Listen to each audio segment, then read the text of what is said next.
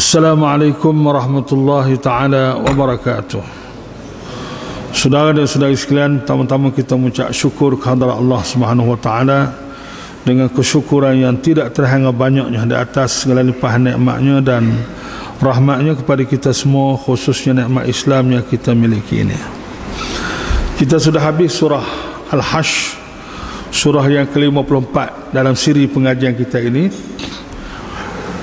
Kita akan masuk kepada surah yang ke-55, surah Al-Mujadilah atau surah Al-Mujadalah. Bismillahirrahmanirrahim. Surah ini diturunkan di Madinah,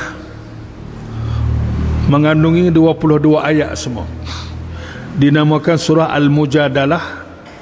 Al-Mujadalah maknanya bersoal jawab, berdialog, kerana pada awal surah ni ada ditegaskan bahawa Allah Ta'ala telah mendengar dan memperkenankan aduan seorang perempuan yang bersoal jawab dengan Nabi SAW mengenai suaminya yang menziharkannya, yang melafazkan satu perkataan yang menyerupai dia dengan ibu dia. Yang ini satu lafaz yang digunakan oleh orang jahiliah dulu dalam menceraikan isteri dia ataupun membiarkan isteri dia. Orang Arab jahiliah dulu, apabila dia kata ke isteri dia, awak ni macam mak saya. Awak ni macam mak saya tu dari segi haram. Dari segi haram melakukan sesuatu seperti suami isteri tak boleh nak buat kepada ibu, maka dia kata ke isteri dia, awak ni macam mak saya dari segi haramnya. Itu dikira sebagai lafaz cerah dalam masyarakat jahiliah zaman dulu. Lepas pada tu dia pakai tak cara langsung pakai tinggal begitu, pakai cerah, habis dengan begitu lah. Jadi berlaku dalam Islam ni, lepas pada jahiliah ni, berlaku juga dalam masyarakat Islam, di mana ada orang Islam yang guna lafaz jahiliah ni. Dia banyak lah orang Islam ada guna amalan jahiliah ni pas hari ni pun. Bagi tu bagi jahiliah, tapi produk jahiliah ni diteruskan, diamal sampai hari ni. Banyak sebenarnya. Cuma oleh kerana dia jahil, dia juga tak tahu itu produk jahiliah. Dia juga menjadi pengguna produk jahiliah. Sama ada produk itu dalam bentuk ideologi, dalam bentuk undang-undang, dalam bentuk budaya, ekonomi, politik, sosial, semua sekali. Dia tak tahu pasal dia jahil juga. Dia jahil mengatakan ini adalah bagian jahiliah, produk jahiliah, maka dia menjadi pengamal. Di zaman Rasulullah pada juga sahabat Nabi ini terlanjur tersilap menggunakan perkataan jahiliah kepada isterinya. Guna perkataan jahiliah kepada isterinya, awak ni macam ibu saya. Ni lagi kecek lagu tu. Awak ni macam ibu saya tu dari segi orang panggil apa nama tu, iaitu anta alayya ka zahri ummi. Awak ni bagi saya supaya belakang ibu saya. Itu di antara ungkapan yang digunakan. Ungkapan ini digunakan oleh orang jahiliah untuk menceraikan dan berpisah dengan isteri dia.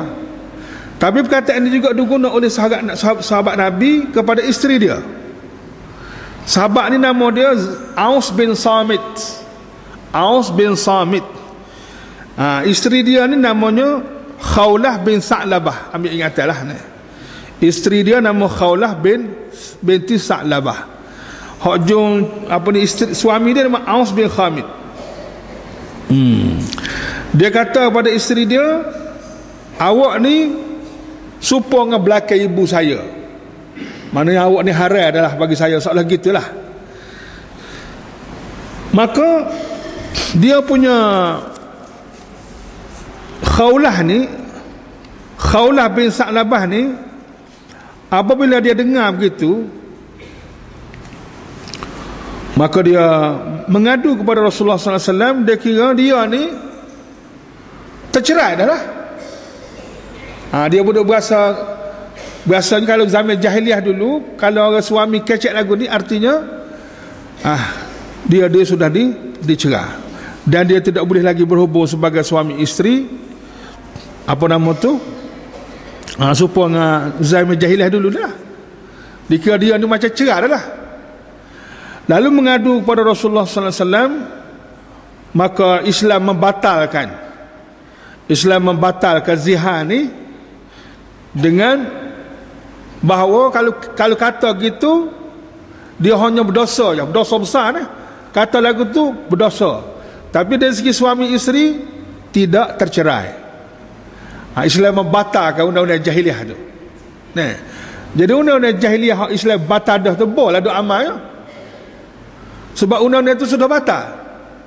Islam batal benda tu, tapi balik suami hak kecek lagu tu, dia berdosa besar dan dia kena denda.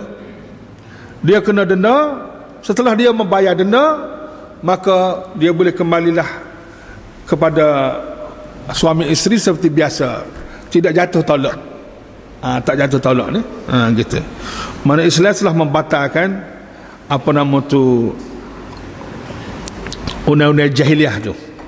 Maknanya kalau seorang tu kata kepada isteri dia dengan niat nak cerai, dengan niat nak mengharaikan isteri dia dengan kata, awak ni serupa dengan ibu saya, tak jatuh talak ni, tak jatuh talak. Tapi dia kena bayar denda. Nah, dia kena bayar denda, dan boleh setelah bayar denda, dia boleh kembali semula kepada suasana asal suami isteri. Itu cerita dia. Jadi sebab turun ayat ni ialah kerana dua orang ni lah, suami isteri. Suaminya nama apa nama tadi? Suami ni nama dia Aus. Sahabat Nabi ni Aus bin Samit. Isterinya nama Khawlah bin Sa'labah.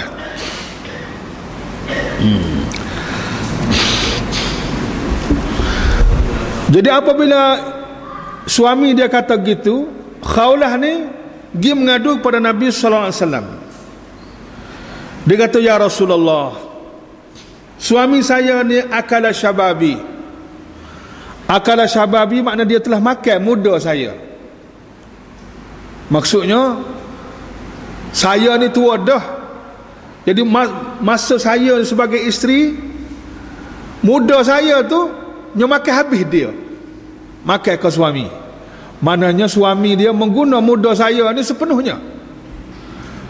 Wa nasarat lahu batni. Dan perut saya ni, nasarat ni maksudnya supaya orang beranak sekarang, orang beranak perut dia tak comel dah lah.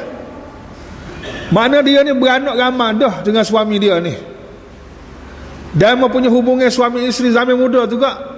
Suami dia guna sepenuhnya kemudaan saya tu untuk memuaskan nafsu dia.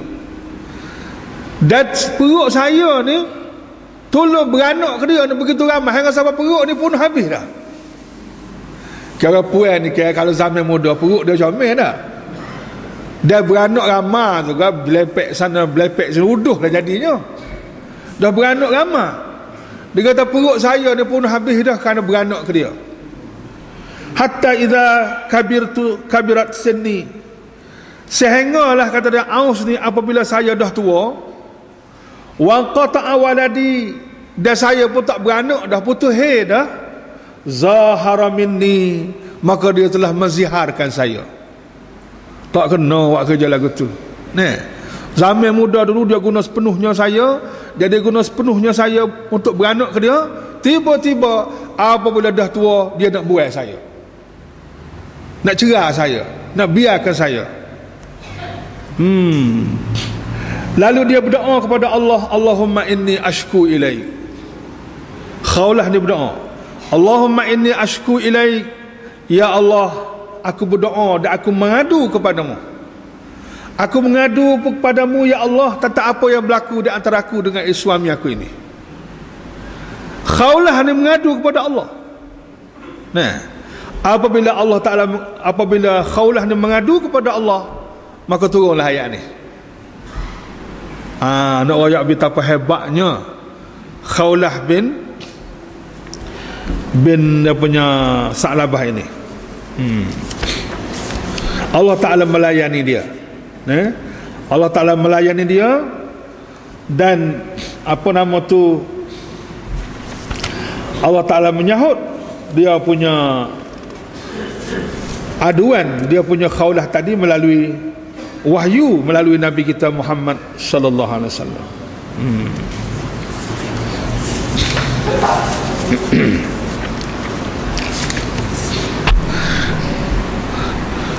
Dia juga mengadu kepada Rasulullah sallallahu alaihi wasallam. Dia juga mengadu ke Rasulullah. Rasulullah kata, wahai Khawlah, bersabar. Sebab dia kata Allah tidak buat keputusan apa-apa lagi. Allah tak buat keputusan apa-apa lagi terhadap kes kamu ini. Setelah Khawlah ni mengadu kepada Allah, Allah buat turunlah ayat ni. Keputusan daripada langit, keputusan daripada Allah Subhanahu wa taala. Aisyah radhiyallahu anha menceritakan, semasa Khawlah ni mengadu ke Rasulullah,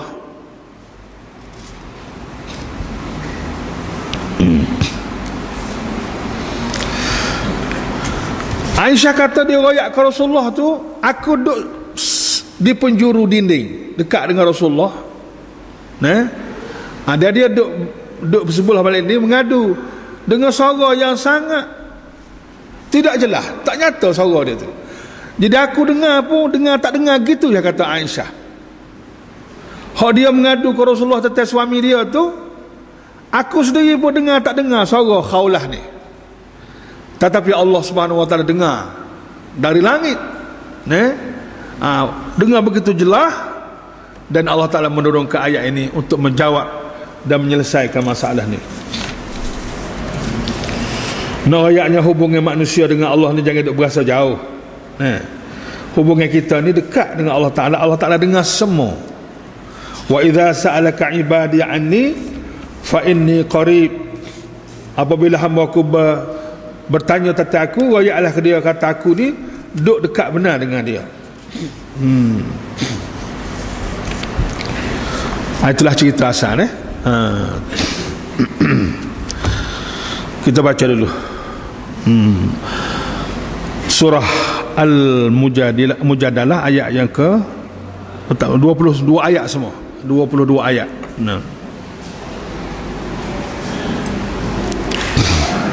Semenjak kita jadi orang Islam ni, berapa kali dah surah ni kita baca? Banyak kali dah lah. Tak tahulah berapa kali. Takut ni baru mula nak baca pun tak tahu ni. Kita harap baca biar banyak ni surah ni. Sebelum kita tinggal dunia ni, sebelum Quran diangkat naik ke langit, baca biar banyak surah ni. Kita bersahabat di dunia, sampai ke akhirat kita bersahabat dengan Quran ni. Quran lah sahabat kita yang terbaik sekali. Baca biar banyak, biar faham, biar boleh amal, boleh berjual dengan Quran. Begitulah seterusnya. Jangan dia berjual dengan syaitan. Jual dengan syaitan tak boleh pergi. Dia akan akhirnya hancur juga. Kena berjual dengan Al-Quran. Wajahidhum bihi jihadan kabira. Hendaklah kamu berjihad bihi dengan Quran ni, jihadan kabira, dengan jihad yang besar. Tu baru berjual seperti. Jihad yang besar. Dan jihad yang besar ini akan diberi ganjaran oleh Allah dengan ganjaran yang besar juga. Kalau berjihad, berjual nak boleh sama seriap, tak ada mana. Tak padat, tak apuh hidup ni. Kalau berjual tu kerana nak ke dunia. Kita kena berjual dengan Islam, dengan Quran sebagaimana ia dikehendaki oleh Allah. Termasuklah belajar ni pun jihad juga ni. Belajar Quran, faham Quran ni pun jihad juga. Sebelum kita nak berjihad dengan Quran, kena faham Quran tu dulu. Hak dia mau nak berjual cara syaitan tu, ikut dia lah. Nak mana kita nak halal tak boleh.